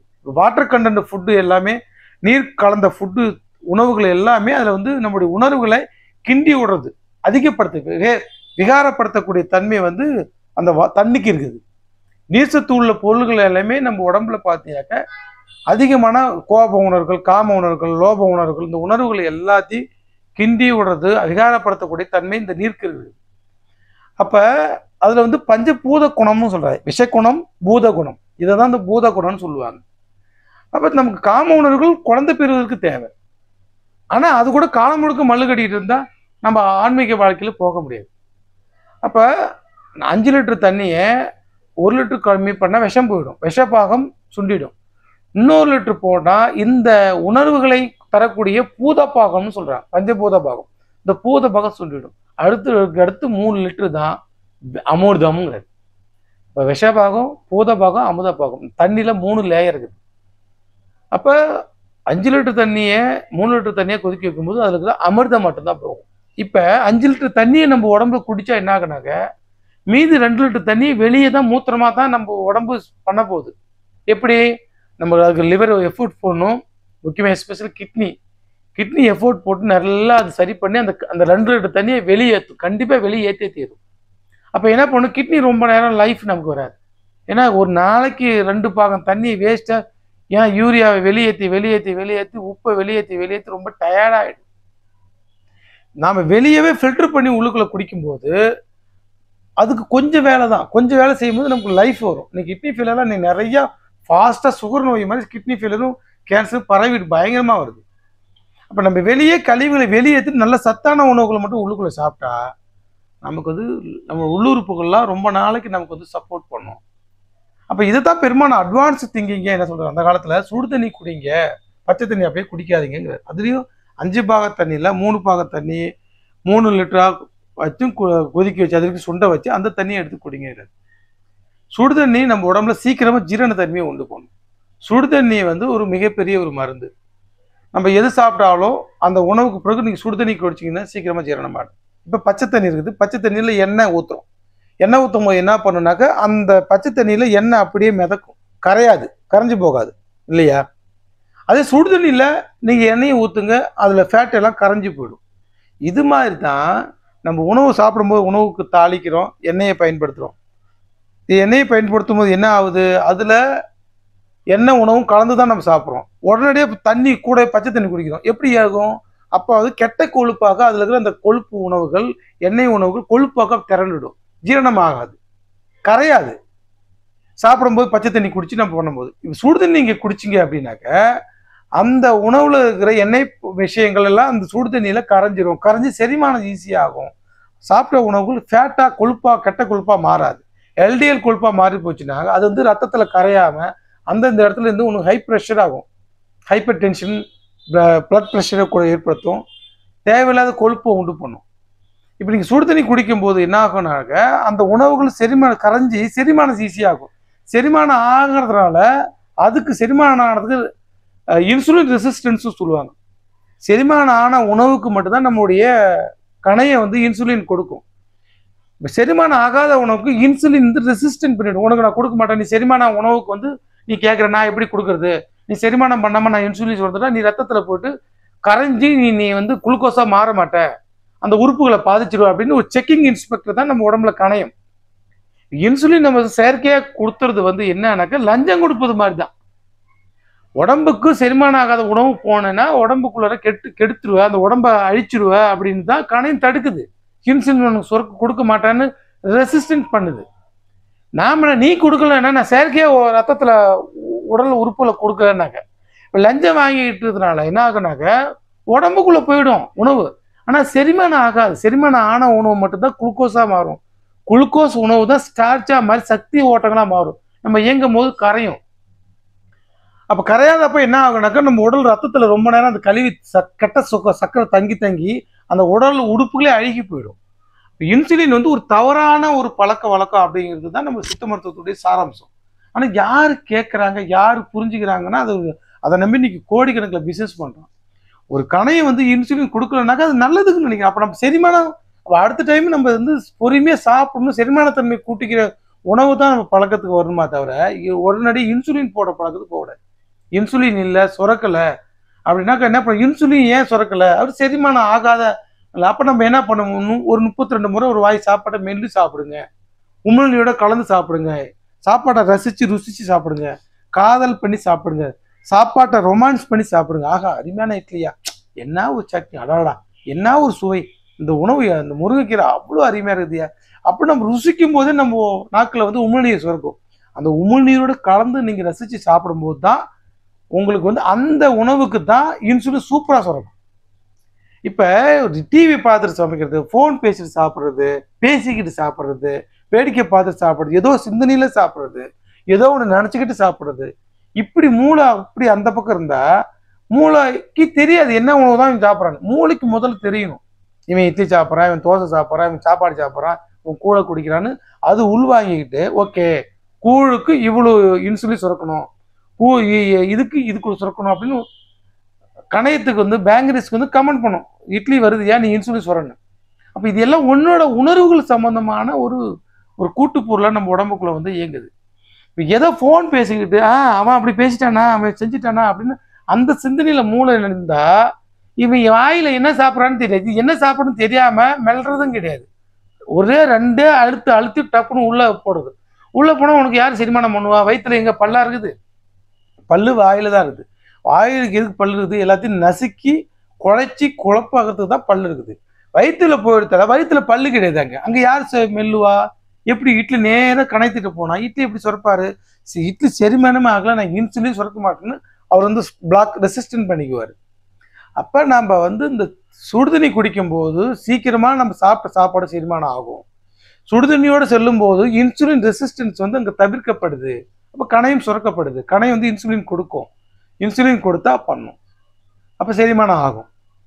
அப்போ சுடுதண்ணிங்கிறது ஒரு மிகப்பெரிய மருத்துவத்தை உள்வாங்கி தான் வள்ளல் பெருமானை வந்து அந்த காலத்தில் வந்து சுடுதண்ணி நீங்கள் வந்து குடிங்க அப்படிங்கிற தகவலையும் வள்ளல் பெருமானை வந்து நமக்கு வந்து சொல்லிக்கிறார். ஸோ சுடுதண்ணி குடிச்சதில் ஒரு மிகப்பெரிய ஒரு மருந்து. நமக்கு ஒன்று விஷப்பாகம் சரி பண்ணுறோம், பூதப்பாகத்தை சரி பண்ணுறோம், மேலும் இந்த செரிமானத்தன்மையை கூட்டும். செரிமானத்தன்மையை அங்கே சுற்றி சுக்கு தண்ணி குடிக்க சொல்கிறாரு, சுடு தண்ணி குடிக்க சொல்கிறாரு, கற்சாலை சாப்பிட சொல்கிறார். இது எல்லாத்தையும் பார்த்தா பெருமானம் வந்து சீக்கிரமாக செரிமானம் ஆகணும், மலங்கள் ஃப்ரீயாக போகணும். ஏன்னா சாப்பிட சாப்பாடு பசி எடுக்குதா நான் ஆரோக்கியமாகிறேன், தாகம் எடுக்குதா ஆரோக்கியமாகிறேன், சாப்பிட செரிமானம் ஆச்சா நான் ஆரோக்கியமாகிறேன், காலை மாலை 2 வேளை மலம் போகிறேன் நான் ஆரோக்கியமாகிறேன், 7 முறை யூரின் போதா நான் ஆரோக்கியமாக. அவ்வளோதான், இதான் ஃபுல் பாடி செக்கப். இந்த செக்கப்புக்கு பெருமானம் வந்து இந்த மாதிரி உணவு பழக்க வழக்கங்களை நீங்கள் கடைப்பிடிச்சா இதுதான் உங்களுக்கு வந்து ஒரு full body master health checkup அப்படின்னு பெருமானம் சொல்கிறார். Full body master health checkup நம்ம உடம்புல பார்த்துக்கிட்டு அது கம்ப்ளைண்ட்னாக்கா நம்ம அதுக்கு உண்டான உணவு பழக்க வழக்கத்தை நம்முடைய வாழ்வியலை தான் மாத்திரமா நம்ம மரபு வாழ்க்கைக்கு தான் போகணுமா தவிர அதுக்கு போய் மாத்திரைக்கு போகக்கூடாது. மாத்திரைக்கு போனால் என்ன ஆகுனாக்கா இன்சுலின் கணையம் சுரக்கிறதுக்கு போல செயற்கையான சுரந்து லஞ்சம் கொடுத்து டாக்டர் ஆனால் எப்படி இருப்பார்? அவருக்கு ஏதாவது அறிவு இருக்குமா? படித்து டாக்டர் ஆனால் டாக்டர் வேலை பார்ப்பார். இப்போ லஞ்சம் கொடுத்து டாக்டர் சீட் வாங்கினா அவர் எப்படி அறிவாக இருப்பாரா? இருக்க மாட்டார். அதே மாதிரி தான் லஞ்சம் கொடுத்து நம்முடைய உணவு எல்லாம் ரத்தத்தில் போய் சேர்ந்துச்சுன்னா அங்கே வந்து குளுக்கோஸாக மாறாது. குளுக்கோஸாக மாறலைன்னா அந்தந்த உறுப்புகளில் அந்த கெட்ட சுகர் படிஞ்சிருந்து அந்த உறுப்பை வந்து நஞ்சு போயிடும். அதனால் வந்து செயற்கையாக இன்சுலின் போடுவதை தவிர்த்து விட்டு இயற்கையாக இன்சுலின் சுரப்பதற்கான வேலைகளை நாம் வந்து பார்க்கணும். கடைசியாக வந்து பெருமான் வந்து சாயங்கால நேரத்தில் வெயிலில் இருக்க சொல்லுவார். விட்டமின் டி ஒன்லி ஃப்ரம் சூரியன் தான். சூரியன்ட்டு மட்டும்தான் விட்டமின் டி வந்து நமக்கு வந்து இருக்கிறது. அப்போ விட்டமின் டி எதுக்கு நமக்கு உடம்புக்குனாக்க விட்டமின் டி இருந்தால் தான் கால்சியம் வந்து சுரக்கும். இப்போ நான் சாப்பிட்ற சாப்பாடு பால்லையோ இல்லை சுண்ணாம்பு சத்துலையோ இருக்கிற கால்சியங்களை வந்து நம்ம உடம்பு அப்சர்வ் பண்ணோம்னா விட்டமின் டி இருந்தால் தான் அப்சர்வ் பண்ணும். அதனால் காலை மாலை கம்பல்சரி அரை மணி நேரம் வந்து சூரிய ஒளி நமக்கு தேவை. உடம்புக்கு சூரிய ஒளி இயற்கையான விஷயம். இயற்கையான காற்று, இயற்கையான தண்ணி, இயற்கையான மண், இயற்கையான வான் சக்தி, இயற்கையான சூரிய சக்தி, இது எல்லாம் நமக்கு வந்து உடம்பு வந்து சக்தி பெறுது. நம்ம சாப்பிட்றது மட்டும்தான் சக்தி இல்லை. சூரியக்கலை, சந்திரக்கலை, அக்னி, சூரிய குடும்பம், நம்ம சோலார் சிஸ்டம் தான் வாழ்றோம். அப்போ சூரியன்ட்டு வருகின்ற வெயிலில் நமக்கு ஒரு சக்தி கிடையாது. அது விட்டமின் டி அப்படிங்கிற விட்டமின் டி வந்து நம்ம உடம்புல வந்து படுவதனால உடம்புல இருக்கிற அந்த வியர்வை சுரப்பி, நம்ம உடம்புல வந்து வியர்வை சுரப்பி இருக்குது. அந்த வியர்வை சுரப்பிக்கு வந்து வெளியே அந்த கண்ணு உடனே நம்மளுடைய ரோமங்கள் எல்லாமே துளை தான். அந்த துளையில வந்து கழிவுகள் தேங்கிருதுன்னா வியர்வை சுரப்பி வெளியே வராது. அப்போ நம்ம காற்றோட்டமாக வெயிலில் படும்படி உடம்பு மேலே படுறபடி வெயிலில் போகும்போது அந்த வியர்வை சுரப்பிக்கு வந்து இயங்குது. கழிவுகள் வந்து வெளியேற்றப்படுது. வியர்வை வெளியேற்றப்பட்டால் தினசரி வியர்வைகள் வெளியே வந்தால் கிட்னிகள் வந்து அந்த கழிவை வெளியேற்ற வேண்டிய அவசியம் இருக்குது. கிட்னிக்கு வந்து லைஃப் வரும். கிட்னிக்கு வந்து அந்த உழைப்பு வந்து தேவையில்லை அதிகமாக. கிட்னி வேர்வை வராதவங்களுக்குலாம் என்ன ஆகும்னாக்க ஏசியில் இருக்கிறவங்க அதிக நேரம் வேர்வை வராதவங்களுக்குலாம் அந்த கழிவுகளையும் வேர்வையும் சேர்த்து கிட்னி தான் வெளியேற்றணும். இப்போ ஓவர் ஒர்க் பண்ணும், ஓவர் ஓட்டி பார்க்க வேண்டியிருக்கும். ஓவர் டைமாக வேலை பார்க்கறதுனால கிட்னி சீக்கிரமாக வந்து ஃபெயிலியர் ஆகிடுது. அதனால் காலை மாலை ஏதாவது கொஞ்சம் வேலைகள் செய்யுது வேர்வை வெளியே வர மாதிரியான விஷயங்களை பார்த்துக்க. சூரிய ஒளி உடம்புல படுற மாதிரி பார்த்துக்கணும். சூரிய ஒளி உடம்புல பட்டுட்டு வந்தால் கண்டிப்பாக வந்து ஒரு அரை மணி நேரம், அதுக்குன்னா அதிக நேரம் இருக்க கூடாது. அரை மணி நேரம் சூரிய ஒளி, காலை அரை மணி நேரம், சாயங்காலம் அரை மணி நேரம் வந்து சூரிய ஒளி பட்டால் விட்டமின் டி கிடைக்கும். விட்டமின் டி கிடைச்சா கால்சியம் வந்து அப்சர்வ் பண்ணும். கால்சியம் விட்டமின் டி இருந்தால் தான் கால்சியம் வந்து உறிஞ்சப்படும். கால்சியம் இருந்தால் தான் சுண்ணாம்பு சத்து நம்ம உடம்புக்கு எலும்புகளுக்கெல்லாம் கிடைக்கும். அது மட்டும் இல்லாமல் வேர்வை சுரப்பி இயங்குவதற்கு நமக்கு சூரிய ஒளி வந்து மிக மிக முக்கியம். சூரிய ஒளியில் இருக்கிற தாவரங்கள் தான் மிக ஆரோக்கியமாக வளருது. தண்ணி தேவை, அதே சூரிய ஒளி தேவை. சூரியன்றது நிறைய சக்திகளை நம்ம உடம்புல வந்து கிடைக்குது. ஆனால் பெரும்பாலும் என்ன சொல்ல, சூரிய ஒளியும் தினசரி உடம்புல படுற மாதிரி நீங்கள் தினசரி போடுங்க அப்படின்ற ஒரு விஷயத்தையும் பெரும்பாலும் வந்து சொல்கிறேன். ஸோ இன்றைக்கு நாம் வந்து என்னென்ன பார்த்துக்கிறோன்னாக்க மலஜல உபாதைகளை கழிப்பதற்கு காரணம் பார்த்துக்கிறோம். கூட்டுச்சோர்ணம் ஏன் குடிக்கணும், அதில் என்ன விஷயங்கள் இருக்குதுன்னு ஓரளவுக்கு நம்ம வந்து பார்த்துக்கிறோம். சுக்கு தண்ணி ஏன் குடிக்கணும் பார்த்துக்கிறோம். அல்லது பெரும்பாலும் மலங்கை சொல்கிறதுக்கான காரியங்கள் நம்ம வந்து பார்த்துக்கிறோம். வெந்நீர் ஏன் குடிக்கணும் அப்படிங்கிற விஷயங்கள் நம்ம பார்த்துக்கிறோம். சாயங்கால நேரத்தில் வெயிலில் ஏன் இருக்கணும் அப்படிங்கிற விஷயத்தையும் நம்ம வந்து பார்த்துக்கிறோம்.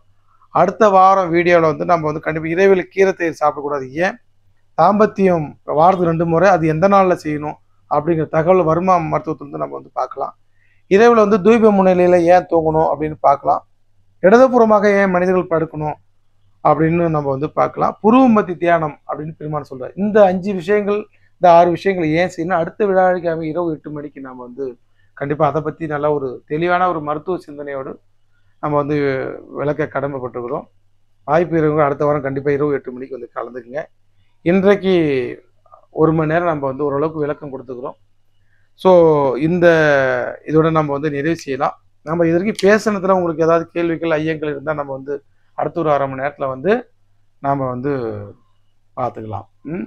ஸோ வாய்ப்புக்கு நன்றி பாராட்டி இதுவரை அமைதியாக இருந்த உங்கள் அனைவருக்கும், இந்த காணொலி பார்க்கின்ற உலகெங்கும் இருக்கின்ற நம்முடைய சன்மார்க்க அன்பர்கள் அவர்களுக்கும் நன்றி பாராட்டி நன்றி கூறுகிறேன். தொடர்ந்து இந்த காணொலி Valara guidance by YouTube channel, Valara guidance by Pothigai அப்படிங்கிற யூடியூப் சேனலில் வார வாரம் இந்த தெய்வ வளர்க்கும் குழுவில் நம்ம பேசுகிற இந்த ஸ்பீச்சை வந்து காணொலியாகவும் நம்ம வந்து எடிட் பண்ணி அப்லோட் பண்ணிவிடுவோம். நாளைக்கெல்லாம் வந்துடும், வெளியே வந்துடும்.